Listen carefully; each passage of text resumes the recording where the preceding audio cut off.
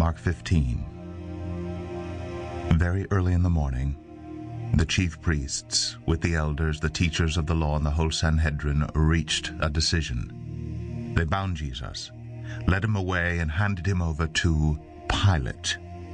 "Are you the king of the Jews?" asked Pilate. "Yes, it is as you say," Jesus replied. The chief priests accused him of many things. So again Pilate asked him, "Aren't you going to answer? See how many things they are accusing you of?" But Jesus still made no reply. And Pilate was amazed. Now it was the custom at the feast to release a prisoner whom the people requested. A man called Barabbas was in prison with insurrectionists who had committed murder in the uprising. The crowd came up and asked Pilate to do for them what he usually did. "Do you want me to release to you the king of the Jews?" asked Pilate, knowing it was out of envy that the chief priests had handed Jesus over to him. But the chief priests stirred up the crowd to have Pilate release Barabbas instead. "What shall I do then with the one you call the king of the Jews?" Pilate asked them. "Crucify him," they shouted. "Why? What crime has he committed?" asked Pilate. But they shouted all the louder, "Crucify him!" Wanting to satisfy the crowd, Pilate released Barabbas to them. He had Jesus flogged and handed him over to be crucified. The soldiers led Jesus away into the palace, that is, the praetorium, and called together the whole company of soldiers. They put a purple robe on him, then twisted together a crown of thorns and set it on him. And they began to call out to him, "Hail, King of the Jews!" Again and again they struck him on the head with a staff and spit on him. Falling on their knees, they paid homage to him. And when they had mocked him, they took off the purple robe and put his own clothes on him. Then they led him out to crucify him. A certain man from Cyrene, Simon, the father of Alexander and Rufus, was passing by on his way in from the country, and they forced him to carry the cross. They brought Jesus to the place called Golgotha, which means the place of the skull. Then they offered him wine mixed with myrrh, but he did not take it.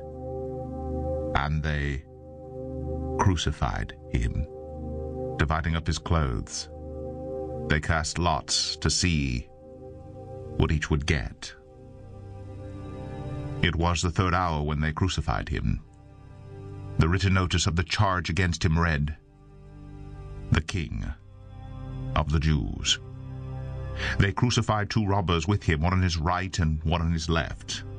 Those who passed by hurled insult at him, shaking their heads and saying, "So, you are going to destroy the temple and build it in 3 days.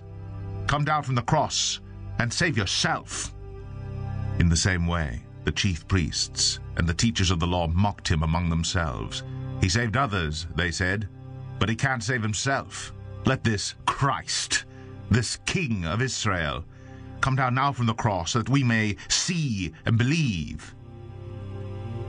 Those crucified with him also heaped insults on him. At the 6th hour, darkness came over the whole land until the 9th hour. And at the 9th hour, Jesus cried out in a loud voice, "Eloi, Eloi, lama sabachthani," which means, my God, why have you forsaken me?" When some of those standing near heard this, they said, "Listen, he's calling Elijah." One man ran, filled a sponge with wine vinegar, put it on a stick, and offered it to Jesus to drink. "Now leave him alone. Let's see if Elijah comes to take him down," he said. With a loud cry, Jesus breathed his last. The curtain of the temple was torn in two from top to bottom. And when the centurion who'd stood there in front of Jesus heard his cry and saw how he died, he said, "Surely this man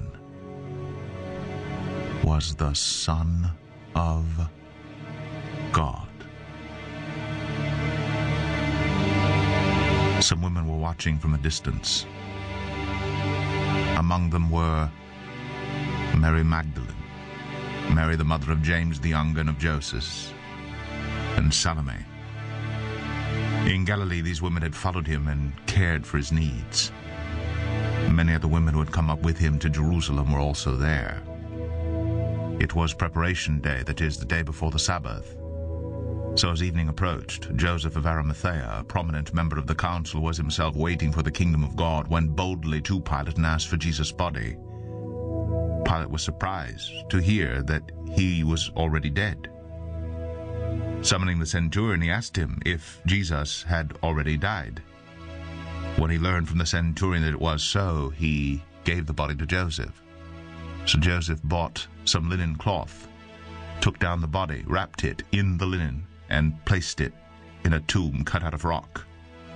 Then he rolled a stone against the entrance of the tomb. Mary Magdalene and Mary the mother of Joseph saw where he was laid,